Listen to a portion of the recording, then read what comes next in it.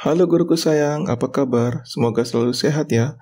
Dalam wawancara dengan anggota Komisi 2 DPR RI, dikatakan ada 1,7 juta guru yang masih berstatus honorer. Dalam pelaksanaan P3K ini, pemerintah daerah hanya membuka sekitar 1,2 juta lowongan untuk guru honorer.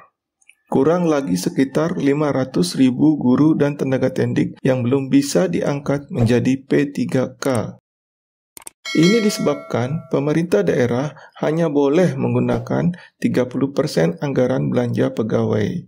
Nah, mari kita sama-sama menyaksikan wawancara dari anggota Komisi 2 DPR RI. Baik pemirsa TVR Parlemen dimanapun Anda berada, seperti diketahui bahwa pemerintah saat ini tengah melakukan seleksi P3K khusus bagi para honorer. Dan ini tentu menjadi harapan bagi para honorer yang telah mengabdi cukup lama di tempatnya bekerja.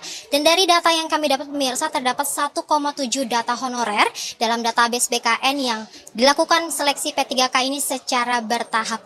Dan pemirsa, pemerintah juga menyatakan bahwa akan memastikan bahwa seluruh honorer diangkat dengan syarat data yang dimiliki benar dan tidak ada manipulasi. Lantas pemirsa, seperti apa pengawasan yang dilakukan DPR terhadap proses seleksi dari P3K khusus ini? Sudah hadir bersama saya, yakni Bapak Mardhani Alisera dari fraksi PKS ya Pak, tentunya dari Komisi 2 DPR RI. Dan Pak, terkait dengan proses seleksi P3K khusus untuk honorer di instansi pemerintah yang saat ini tengah dilakukan nih Pak, seperti apa pengawasan dari Komisi 2? Yang pertama tentu kita seksama mengawal agar amanah Undang-Undang ASN yang baru Desember 2024 seluruh urusan honorer selesai. Kami agak sedih dengan 1,7 juta data yang ada di BKN, tetapi yang diajukan formasi 1,2-an. Itu aja udah 500.000 yang tidak bisa masuk gitu loh. Dari yang 1,2 tadi dipaparkan, ada guru, ada tenaga teknis, ada yang lain, itu masih ada yang tidak memenuhi syarat. Nah, jadi kami dua pesannya, satu, mudahkan. Kalau urusan tidak memenuhi syaratnya adalah masalah teknis administratif, mudahkan. Jangan, misal surat keterangan nggak ada, mudahkan. Karena mereka sudah puluhan tahun berjuang.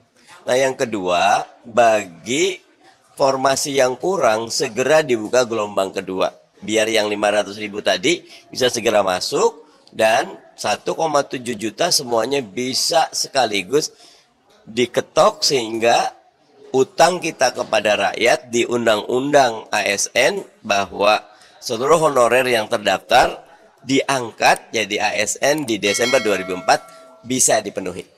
Nah, tadi kan Bapak bilang juga terlewat masalah-masalah seperti proses administrasi yang akhirnya menggugurkan peserta P3K ini.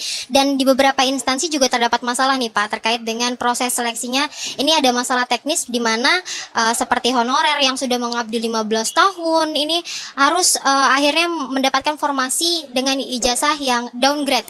Seperti misalnya yang tadinya beliau S1 kemudian harus turun menjadi SMA atau SMP.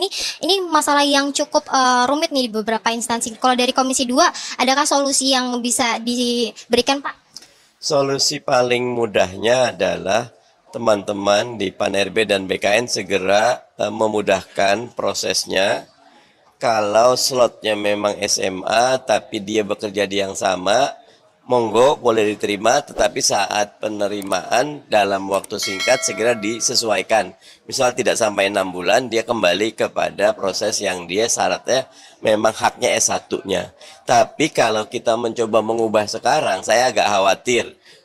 Sudah jalan nih, kan kemarin udah tutup tanggal 20 Oktober pendaftarannya. Jadi biarkan proses jalan, tapi pasca ini tidak selesai. Teman-teman PAN-RB, BKN berkoordinasi agar hak dari honorer dipenuhi.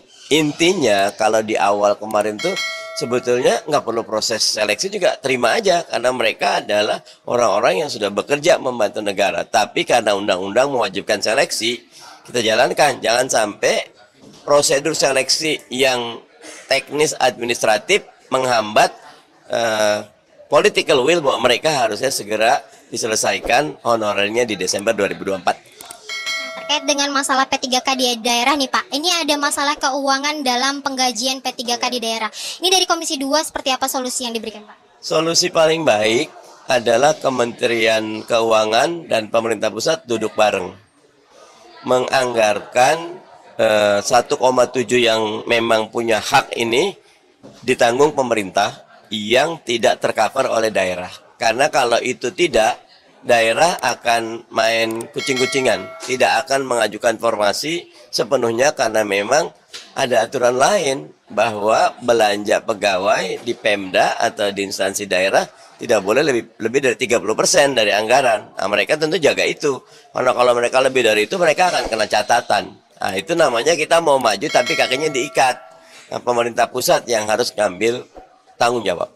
Di sini dikatakan agar untuk mempermudah persyaratan teknis administratif bagi pelamar P3K yang bekerja di instansi pemerintahan. Dan di sini dikatakan untuk segera dibuka P3K yang gelombang kedua, agar yang 500.000 tadi bisa segera masuk dan 1,7 juta guru honorer bisa sekaligus masuk, sehingga utang kepada rakyat di Undang-Undang ASN, seluruh honorer yang terdaftar diangkat menjadi ASN Desember 2024 bisa terpenuhi. Di sini juga dikatakan tentang masalah penggajian P3K. Solusi yang terbaik adalah Kementerian Keuangan dan pemerintah pusat duduk bareng untuk menganggarkan gaji P3K yang tidak bisa ditanggung oleh pemerintah daerah untuk ditanggung oleh pusat, agar ditanggung oleh pusat. Karena belanja pegawai di pemerintah daerah